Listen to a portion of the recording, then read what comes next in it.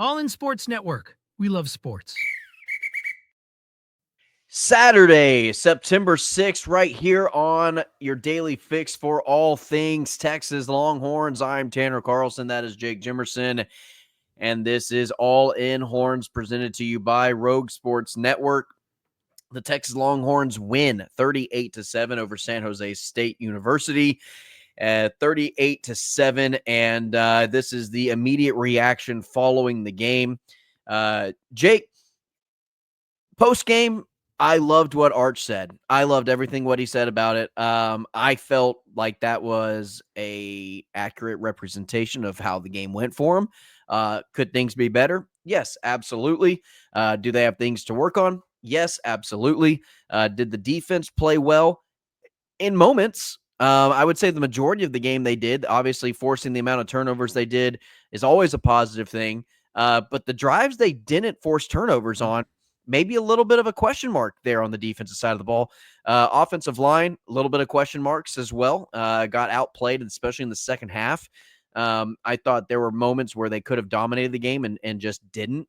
A lot of drives that stalled with negative yardage, and that was due to penalties and just bad plays. So a lot to work on for the Texas Longhorns.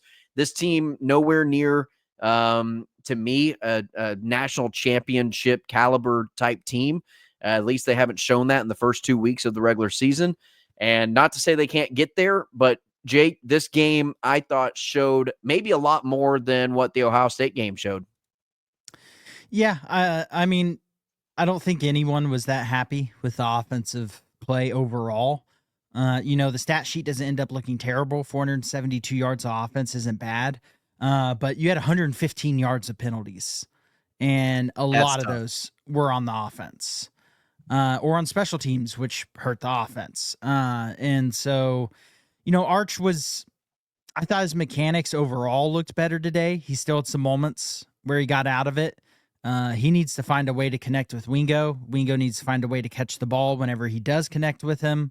That's kind of the biggest thing right now is Arch seems to have a pretty good connection with Andres and Livingston, but no one else. Moore was pretty invisible again. And I think one thing Sarkisian is going to have to figure out real quick about this roster before Florida is can they even attempt to run screens? Because the blocking in the screen game is horrific from the offensive line and from the receivers. Well, I think the timing of the screen game is just not there either, and screen has a lot to do with timing. And I don't think the timing and the execution, like you said, on the outside with the receiver blocking, the pooling from the offensive lineman to get into the proper positioning, it's just all of it is off by a second. And being off by a second is going to cost you yards. And I think Texas lost yards. I don't know the stats, but I think Texas lost yards on screenplays today as a whole. Overall, on all screenplays, Texas may have been negative yardage. I mean, I don't remember a whole lot of positive plays that came out of the screen game. They had a couple quick wide receiver screens go for 5 to 7 yards at most, but when you're playing San Jose State, you expect more. Their average per screenplay between wide receiver and halfback screens was very low overall. I thought the offensive line was a mixed bag today as well. I think you have a very legitimate competition at left guard after this game. I thought Stroh was better against Ohio State. I thought Stroh was pretty bad today. You got to go with offensive line. You got to go back and watch the tape. It's hard to judge individual players just because there's only so much offensive line play you can watch live. But from when I was watching, I thought when Stroh was out there, the offensive line looked worse. I thought he had a lot of missed blocks.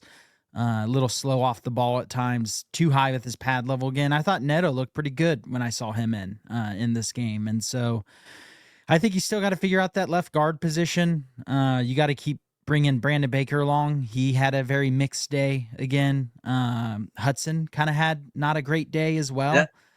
That's where I was going to go, Jake. I thought Cole Hudson really struggled not really struggled. That's not the right words. Just wasn't as good as he should have been, I guess. I really thought the entire offensive line as a unit wasn't as good as they should have been against the unit they were playing against. I know the broadcast brought it up 5, 6, 7, 8, 15 times about how much bigger the Texas offensive line is. They should also be more athletic than that San Jose State line. And I thought they got outworked today, and that's inexcusable. Getting outworked is something that cannot happen. You can be bigger and you can have the athletic side of it kind of locked down, but if you get outworked on the offense or defensive line, that's where I start having a problem. And I thought the offensive line got outworked for a good portion, especially certain drives. I mean, you can name 3-4 drives right off the top of your head that the offensive line lost the line of scrimmage battle. Yeah, I mean, the pocket was fairly clean a decent amount of the day, but there was also plenty of snaps where it wasn't. Now, one of those sacks was completely on Jordan Washington, the tight end, on just a horrendous blocking effort. And so that's not on the offensive line, but there was also a late hit that was on late in the game hit that was given up by Brandon Baker. And it definitely wasn't just a perfectly clean pocket. Arch, I thought the biggest thing Arch did today that was impressive to me was his pocket presence. He did a really good job of moving around in the pocket. He had the one interception that was not necessarily a pocket thing. That was, I mean, we saw Quinn have some picks like that early in his career in some of these games. You see about every good. He had him throughout his entire career. Yeah, he had those types of pick less in big games. But right. He was just trying to make a play while getting hit, and you just can't do that, especially, when you're playing in the swamp here in a couple weeks. But for me, there was some good from the offense, but the penalties and the drops and then the occasional misthrow, definitely not like last week. But there were a couple misthrows as well. But those those are backbreakers. And I thought CJ Baxter looked good. I was pretty disappointed in Christian Clark's debut. I don't think the blocking was great for him, but I just expected him to look a little faster. Sure. Hopefully you can keep bringing him along. Jarrett Gibson looked good, but then he fumbled. And when a running back fumbles, it makes it really hard to trust them. And so, it's just a very much a mixed bag on offense today. I think CJ Baxter might end up being your RB1 though. He looked even better this week than he did last week, just from a burst standpoint. And I think he might end up being RB1 when everything's said and done, but still a lot to sort through. I'm very happy Texas still has 2 more games and then a bye week too. Yep. It's great that they have 3 weeks to just keep working on this stuff and just, get it together. And then you can game plan specifically for Florida. Because I guarantee you they weren't game planning specifically for San Jose State. They were game planning for themselves of what are the things we need to improve on. Let's run these concepts. And so I think the offense will keep getting better week to week. It's not going to be I think a lot of people are expecting just a light switch and all of a sudden the offense to look like a top 10 offense in the country. And that's just not going to happen. It never works that way. I think Texas has a new wide receiver 1, Jake. I think Parker Livingstone is Arch's. First of all, wide receiver 1 is determined by the quarterback. And if the quarterback determines that he has a better chemistry and he's got a better repertoire with one guy over another guy, just because one guy might be better than him skill-wise, talent-wise, might be faster than him, doesn't mean the quarterback is going to necessarily mesh well with that more talented wide receiver. And Parker Livingstone and Arch Manning are on the same page. I don't know if you knew this, but they are roommates. Don't think they mentioned that on the broadcast, not even once. But if they did and you missed it, they are roommates. But I thought Parker Livingstone and Jack Andres they looked really good. And Arch Manning seems to be on the same page with the tight end and with that wide receiver. Needs to figure something out with Ryan Wingo, though. That chemistry has to get better. If Ryan Wingo isn't going to be as much of a factor in this offense as you and I both projected him to be going into this season, Texas could very well have 3 to 4 losses on their schedule when it's all said and done, just because of that. 3 to 5 losses. Yeah, I mean, and it's simply just because Arch Manning and Ryan Wingo not having the right chemistry, and I'm talking those specific players not meshing well, could cost Texas 2 to 3, maybe even 4 games this year. Yeah, I mean, I really hope Emmett Mosley can come back as well before the Florida game to see if he can get a little bit of a rapport with Manning. You got to find some other guys that Manning can have chemistry with. It can't just be Andres and Livingston. That's not going to be enough. And Livingston looks really good, and that's the good thing. I mean, 4 catches, 128 yards, and 2 touchdowns. Jack Andres had the other 2 passing touchdowns. But after that, Amari Winston was your next leading wide receiver. Then you had DeAndre Moore with 4 catches for 30, Ryan Wingo with 4 catches for 30. You expect both of those guys, DeAndre Moore and Ryan Wingo, to have some games where they go off. And DeAndre Moore is a surprising one to me because he did go off with Manning last year, and they're just not finding it this year. And so, do you think that's a positional thing? Do you think that's a wide receiver one thing? Do you think that's like that Livingstone is kind of maybe filled in the spot where DeAndre Moore was playing last year, or is it more so DeAndre Moore still in the slot? It's just that the play designs aren't opening him up more, or Arch just isn't hitting him. There were a couple times on the broadcast that Jesse Palmer, I thought, did an excellent job of saying, look, Ryan Wingo is breaking open in the second window. If Arch is just patient enough, he's got Wingo in the second window. He's got to hit him. He's got to start working on that second progression. Whenever the first read isn't there with that same receiver, maybe the second read with that same receiver is going to be open or breaks open, and he's just got to trust himself a little bit more to make that throw. I thought Jesse Palmer did a great job of kind of showing some of those instances. Maybe it's the same type of issue with DeAndre Moore, where he's breaking open more so in that second opportunity, that second break, and not just the first one. But Arch has already moved on and he's progressed further, and he's not letting the play fully develop and open up the way it needs to be. Yeah, and a lot of them are on these deeper crossing patterns. That's something that I think Arch needs to get better at throwing. Yeah. And then I think him being a little inaccurate on those deep crossing patterns is leading to him being a little bit hesitant on trying to throw it when there's even a remotely tight window for it. And so, I mean, I think that's what they need to be drilling in practice. That's something that can come along. The good thing is a lot of the things on offense are very fixable. Sure. I mean, to me, a lot of it is timing, Jake, and a lot of it is anticipation and just being on the same page with one another. And today was penalties as well. Penalties and drops were just for the people to know. Unless you have it open and readily available, it was what, 15 penalties? 12 penalties for 115 yards. Yeah, and you probably added 5 or 6 drops, and then you probably had about 3 or so missed throws by Arch. They left probably a couple hundred yards on the field today, and several probably touchdowns. 20-something points on the field. Yeah, I would say probably around 3 touchdowns and a couple hundred yards on the field today was left. Yep, I agree.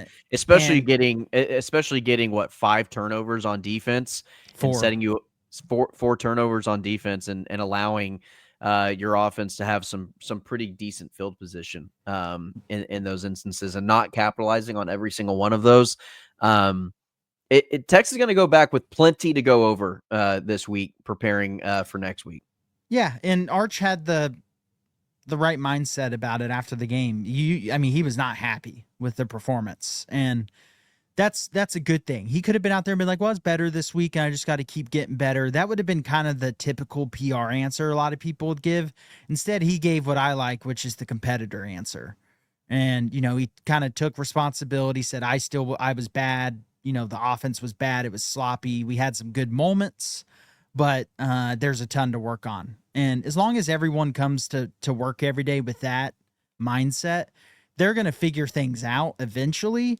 The question now becomes, can you figure out in time to, at minimum, win one of Florida, Oklahoma?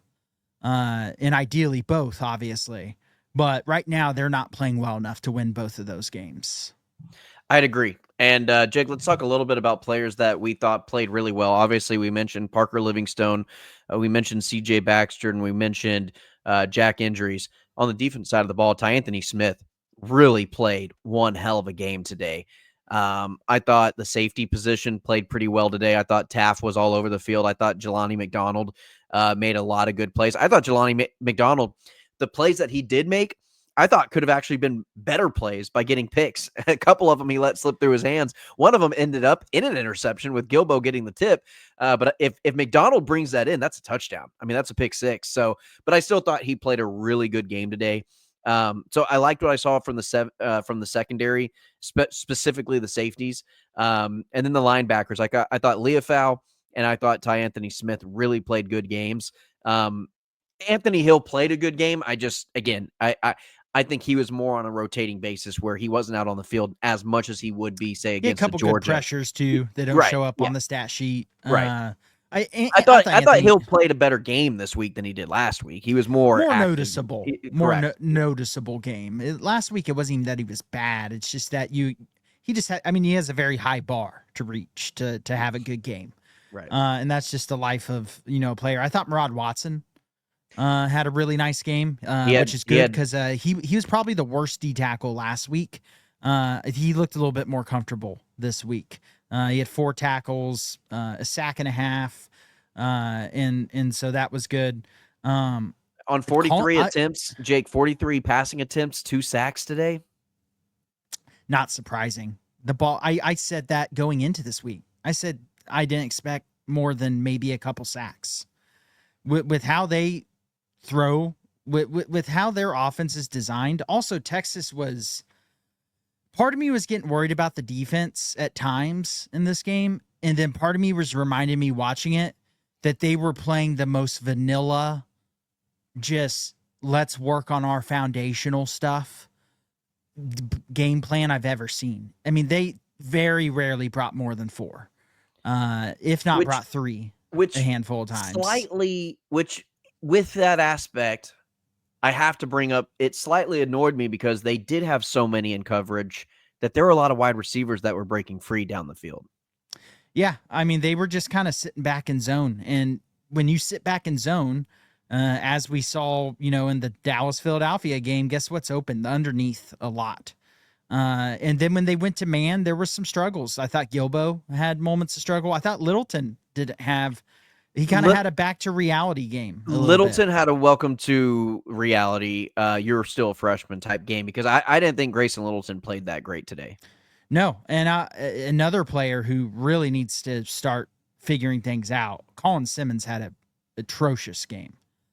Multiple penalties. I think he had 3 penalties on his own and roughing the passer. That was just stupid. I mean, just stupid. The hands to the face thing last week, that's not on purpose. That's just, hand placement getting off, and it happens sometimes. This one was just a mental break, and he didn't. It's probably frustration. Because I think, he wants to get more sacks than he's getting, and, part of the reason he doesn't have many sacks in these first 2 games, and guess what? Every team is going to do this. Every team's game plan against this defense is going to be to get the ball out fast. Mm-hmm. Very rarely are they going to, and what's going to have to happen is the defense, especially in bigger games where they'll dial up more blitzes and different exotic packages. I don't even think they've really shown their NASCAR package yet this year much. We're not going to see that until Florida and it will be a 3rd and long. And that's what the key is for this defense is going to be to get sacks later in the year is getting to teams where they can't just throw it underneath. They're going to have to stop the underneath passing on early downs and stop the run. If they do that, they'll get the chance to get sacks. But otherwise, I don't think teams are going to allow Texas to get sacks on 1st and 2nd down. And if they do, they're going to get lit up. I have no worries about that in the long run. Getting behind the chains against this Texas defense is an automatic recipe for failure. I mean, you get in a situation where you're looking at 2nd and 15, 3rd and 10. You're probably not going to convert the first down more times than not. And so I think this defense does a really good job of putting teams in that spot and then getting out of those spots and forcing a punt whenever they don't typically allow big plays, especially in these first 2 weeks. We've seen a lot of underneath stuff. Even against Ohio State, Jake, I thought Texas really didn't allow anything over the top. They didn't really get beat deep. They didn't get beat deep in this game either. Almost an incredible catch, almost catch of the year for San Jose State's wide receiver. They called it back. I thought it was a catch. In fact, I'm almost to a point of it was so impressive to me. Just give him the catch. Glad they didn't, but It was just one of those types of plays where I was just like, hey, nothing but impressive ability on my end of things. But there's a lot to work on, Jake. Offensive line needed some work today. Wide receivers need work with route running and just the ability to get open and find the open space. Even if their route doesn't necessarily put them in the open space, you still need to find the open space. That's what a good route runner does. It's what Livingston did on the scramble drill that ended up, I think that one got called back because of a penalty, believe it or with not. the holding. Yeah. But that was something Livingston did well, and other receivers are going to have to start doing that. But Arch's also going to have to, when you see Wingo wide open on a crossing route late, you got to pull the trigger. And he saw him. You saw him look at him, and he just decided not to throw it. And one thing that I thought Arch did really well on, I think you may have already touched on it, Jake, but I'm just going to reiterate it. He did really good of escaping pressure and extending plays and just moving in the pocket. Just subtle movements where he didn't leave the pocket. I thought he really did a really good job at not bailing out of the pocket unless necessary. And that helps everything. That helps your mechanics. That everything kind of comes with that. It settles you down. It's like, okay, I can get rid of this. I can just play a little bit more calm. And I thought he played much more under control today. There were still moments where he looked like a first-year starter, sophomore redshirt. And I think we're still going to see that for the next 2 weeks. Hopefully it dwindles down every week.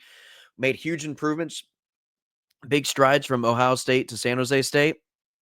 Hopefully next week against UTEP, we see something along those lines of continued improvement, and that's really all I'm looking for.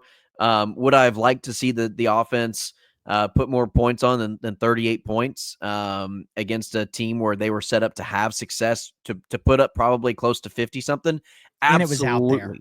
And it was out there. Yeah. I mean, it's not like the offense was so off that there's not a world where they score 50 plus in this game. The penalties have to be cleaned up. I mean, the penalties were, 115 yards of penalties. You're not going to score 50 points. That's over a football field, including the end zones, just about. I mean, yeah, and not all those are on the offense, but a lot were. And you're not going to score 50 plus against really anyone when you commit that many penalties. Because guess what? When you're 1st and 20, 2nd and 20, 2nd and 15, it doesn't matter who you're playing against. Your success rate just plummets. And Jake, to go based off of what you were saying about the screen game, I just got the thought in my head just now. The next 2 weeks are the time to run screenplays and work it out. Because if it's not worked out within the next 2 weeks, then you cannot run it against Florida. You can't rely on that. You can't rely on against a speedy defense like Oklahoma, who's going to crash to the football much quicker than these next 3 games or this 3-game stretch that you're going through currently. If you're going to call screens, it better be within the next 3 weeks, and you better figure it out before Florida and Oklahoma, because you're not going to be able to run it in conference play if you don't have success within this 3-game stretch. Yeah, which first off would suck if you can't run the screens this year, because Sarkisian is one of the best screen designers in the game. And that's probably 45% of their playbook. There's games where it feels like it, but a lot of the time they work, but not this year so far. But that's what these next 2 games are going to be about. I don't need to see 70 points to feel better. I need to see gradual improvement and just cleaner play. If you don't have if you have just 2 offensive penalties in this game, you probably score more than 50 points. That it was out there for the taking. And then just seeing Arch, I think the number one thing right now is seeing that intermediate passing game get better, which is very funny because I think that got taken for granted a lot with Quinn Ewers the last couple of years. But Arch is better at certain things than Quinn was. I think Quinn would have took more sacks today, just before anyone says that I'm saying Quinn should have been in over Arch or whatever. But you just got to find a way to improve these weaknesses week in and week out from the offensive standpoint, because you're not going to game plan specifically for UTEP. You're not going to game plan specifically for Sam Houston State. What you need to do is identify the plays and the concepts that you're struggling with and just run them. And if that means you only score 35 points each of the next 2 games, I don't really give a damn, as long as you're working on these things and they get better. So if they get better, the points will come. Sure. But you can't have Sarkisian stuck to only, 30% of his playbook in going into SEC play, or they're going to, it's going to be a year where they're going to end up in a not great bowl game. It doesn't matter how good the defense is. Yeah, you also have to, which, Jake, I wasn't overly impressed with the defense today, aside from the turnovers. You take the turnovers away, I thought the defense still not struggled. Texas was going to win this game regardless of the performance today.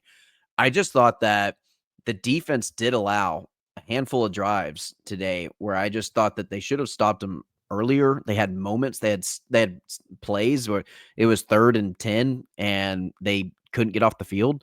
There were times where San Jose State went down the field and scored. That scoring drive was a very annoying long touchdown drive where they had multiple chances to end that drive. And I think a couple penalties extended those drives as well for the defense. And so I just wanted things to look a little crisper and more shut down against San Jose's offense. But then again, you get the turnovers you get. You got to be happy with that performance. But again, also to play devil's advocate, the defense has a very high bar to reach to satisfy. They had like 25, 30 players register tackles today. And that's not even all who played. And it wasn't just late in the game. They were rotating guys in and out. You're going to have less cohesion between, your different levels of coverage, especially in zone, whenever you're subbing guys in and out like crazy in the secondary and at the linebackers as well. And so that's just stuff I'm not too worried about it when you've already seen them go against the best wide receiver core, and they were perfectly fine in coverage. There wasn't much open, even going back and looking at the all 22 film throughout the week. There just wasn't much open for Ohio State. And so I don't worry about that too much, but there were times where San Jose State moved the ball just objectively. But at the end of the day, this team success at the end of the year will be decided by how far along this offense can come and how quickly. And that's really at every level. Because guess what? It turns out it's rather difficult to replace 8 to 9 starters on the offensive side of the ball and everything just runs smoothly. When you're replacing quarterback, essentially your entire offensive line, essentially your entire wide receiver core, and your tight end, it's a little tougher than I think some of us were expecting. Yeah, no, you're not wrong. But it was a good game nonetheless. A win is a win. Plenty of I thought there was a lot of meat left on the bone that Texas could have taken advantage of. I think Texas knows that, so that's also very beneficial. I think they're going to work on things. And Jake, this team is young, and you and I both mentioned before the season started, there are 5 potential losses on this schedule this year, and Texas very well could experience 3 or 4 of those. I think that this team is going to continue to improve. I think it shows the amount of youth that is taking over this team. We mentioned it even before the transfer portal came in, but transfer portal guys, you count those as youthful players too, because they're still first-year guys within the Sark system. They're still first-year guys learning the playbook, along with the sophomores and freshmen that are continuing to take over. And so this is a young football team that hasn't played a lot of football together in live action. And so I think as the season goes on, we're only going to see better and better play and more cohesion as it goes on. That's just my take on it, though. No, I mean, I would be shocked if there wasn't. First off, now whether that again, the question is whether that comes along quick enough. Kind of a couple final thoughts for me is just I thought also there was just players pressing at times on offense in this game, just trying too hard to a point. Wingo, Wingo. He's just sometimes you just got to let the game come to you. Yep. And that's goes for Arch too. There's times where he's doing that as well. And so I think as they just get more, the way the schedule lines up is very beneficial. The only way it could be more beneficial is if you had your weaker SEC games to start. But as far as just if you're going to have Florida OU be your first 2 SEC games, to be able to have a few games where you can work on things and then a bye week, they're going to get every opportunity to get things put together as well as you can. Now, I don't think they're going to have things together where they just go out and dominate Florida, but also look at all the games around the country this week. Unless I a was team is just just playing an absolute scrub, other than Florida State, no one looks that good right now. Penn State looked very unimpressive against Florida National, and guess what? Penn State is returning a ton of their guys. it was Georgia, 19-0 in the third quarter going into the fourth quarter for Penn State. Georgia up right now, what, 14-7? 14-3 at 3. halftime on Austin P. There's a delay right there, though. Yeah, delay. Hey, at least we're not Oklahoma State, 41-3 Oregon at half. Yeah, I think Clemson losing. Clemson losing Clemson right is now, losing 7-0. early to Troy. Ole Miss struggling with Kentucky, Missouri, and Kansas A&M. are in a. Yeah, A- A&M A&M didn't. first half was not great. They ended up pulling away. They took care of business, but they were in a little bit of a dogfight in that first half of play against Utah Yeah, State. and Marcel Reed still looks like a little bit of a mixed bag accuracy wise. They're not running the ball great when you consider who they're playing, just like Texas. I'm just saying a lot of teams that are expected to be really good this year are going through the same struggles. I'll say it right now, Florida State looks like the best football team in the country right now. Yeah, I mean, if the playoff was today, Florida State would be the favorite to win it all right now. Yeah. They just look ahead. Now they played, East A&M, Texas Central, Technical School of college. the Blind today. Yeah. But a lot of these teams are struggling against not good teams and teams that you're expecting. I mean, Ohio State's rolling today against Grambling as you would expect, but Texas lost by 7 last week to Ohio State. It's not like if Texas got blown out by Ohio State last week, I would be feeling a little more unnerved than I am right now. But I think this team will be fine moving forward, but I don't know if fine means playoffs or not. I had them as a borderline, in the playoff was my prediction, but 10-2, it's not any margin for error from there. Sure. And I expected them to struggle early in the year. Did I expect the offense to look a little better? Yes. But I think, Arch has just struggled a little more than we thought. And then today, I thought the wide receiver core struggled much more than Arch did. So I think it'll start to come together. You just got to see all the pieces, mend and mesh. They do. And they do. That's just going to take reps. And guess what? They have 2 more games to get a bunch of reps in. I love that Sark didn't take out Arch until the very end.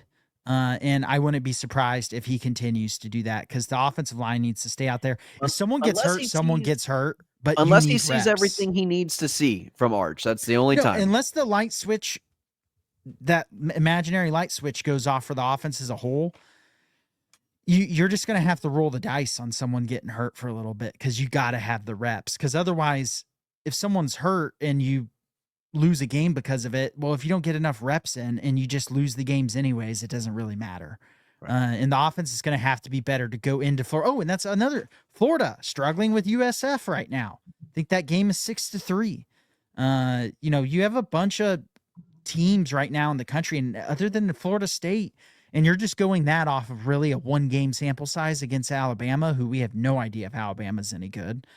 It looks like more than any year I think I've ever seen in college football, other than that 2007 year or whatever it was. Yeah. I think we have no idea who's going to win the national championship at the end of the year. 0. No. And it takes a little bit of time. We see this year after year. We won't see a breakout team, Jake, until maybe week 8, week 9, where we're like, all right, like Oregon's the best team in the country. We've seen that. We've seen them play this team. We've seen them beat that team. It was a close game against them, but they're the best team. Like last year, Oregon nearly lost to Idaho State, and then they turn around and nearly get beat by Boise State in their first 2 or 3 weeks. And Oregon did not look like a good team last year. And then beat Ohio State.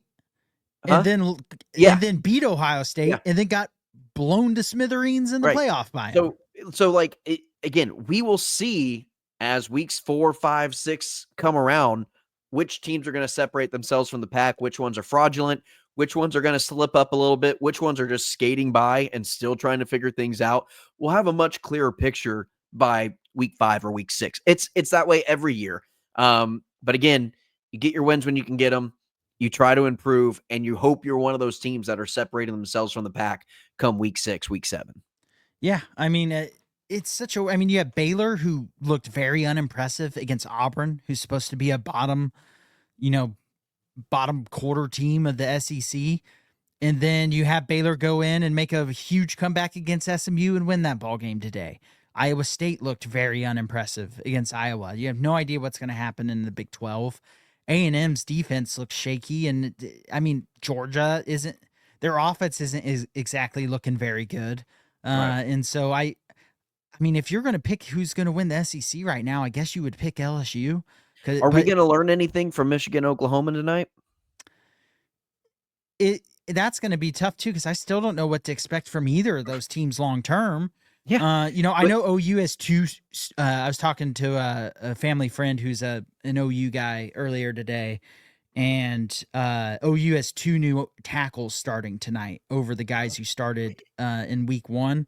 So I think we'll get this should be their best O-line option that they have. So I think we'll get a better idea if OU's offensive line looks decent tonight, they become a much scarier team, because that is just by far the obvious weakness on their team. So I mean, we'll get a better idea of what OU's going to be on offense, but I don't think we'll learn much about OU's defense. I just don't see Michigan scoring many points in that game. But I think it's going to be a very low scoring game tonight anyway. yeah, I mean, if that game's going to be a blowout, I think it's OU. John Mateer being the real deal. Yeah, and then that will be scary, because Texas is going to have to improve a lot to win that game as well. But I think we're going to have a very wacky rest of the day of college football. We've already had a pretty fun early day. Illinois, another team, by the way, looked very impressive. I mean, right now, if you were picking just based off a body of work of 2 games, your top 3 teams would probably be Florida State, Illinois, and Ohio State in no particular order. And that'd be your top 3. I'll sprinkle a little bit of LSU, but hey, who knows? If Clemson's not that good, then you realize, well, maybe LSU's win over Clemson just really wasn't that impressive. Yeah, now granted, LSU should have won that game by more. The officials, I thought they outplayed Clemson by a lot in the second half, significantly. Did you see the press conferences battle between Dabo and Brian Kelly? I hate to say it, but Brian Kelly gets the win. I didn't. I did not. I didn't see any. Dabo basically said that if you were grading both teams, LSU would get like a 60 and Clemson would get like a 57. He was like saying both teams failed and were bad in the game. And then Brian Kelly said, well, I don't know what tape he's watching, but I think we completely dominated them in the second half if you actually turn on the tape. And he said something along those lines. Go look it up. But it was the only win I've ever seen from Brian Kelly in his coaching career, from a personality standpoint. Well, that and just whenever it matters the most. All right. That's going to do it for today's episode, Jake. We'll have a full slate of episodes coming up for you, as Texas will take on the University of Texas El Paso next week at home. And we'll take on UTEP, see what the Miners have in store for Texas, and see if Texas can build upon what they had already improved. That 5-minute stretch where 4 touchdowns were scored and 3 turnovers were caused in 5 minutes for Texas in that second quarter, that is, I think, the pinnacle of what we can see from Texas this year from any team. I think they can play that caliber of style of play and execute to that level against anyone in the country when they're playing their absolute best. When they're not, we get to see pretty much the majority of what today's game was. Yeah, my final thought of the game. Final thought. If Texas did one thing well today, they played pretty good complementary football. Yeah. The penalties hurt, but to me, that's not. I mean, complementary football is your defense makes a big play, you capitalize. And that spurt, they scored 4 touchdowns in like 4 minutes. Yeah. That was great complementary football, and that propelled them to having a comfortable win. Now it's San Jose State. How much does it matter? All that stuff. But Steve Sarkisian talks a lot about playing complementary football. If there's one thing they did well today as a group, I thought they played good complementary football. The defense capitalized on the offensive momentum and vice versa for that stretch, and just put the game away early in the in the first half, early in the game. And that was good complementary football. So there's a lot of good things to build off this game. There's just, I think everyone wanted question marks answered immediately with how people were acting on social media. Shocker. not everything was answered immediately. There's still a lot to work on, and I'm sure there'll still be a lot to work on next week, but hopefully it's marginally better. Yeah. All right, Jake, that's going to do it for today's episode. Please like, share, and subscribe. Almost to 800. We're about 9 subscribers away from hitting 800. We've had a good little push of subscribers over the last week or so.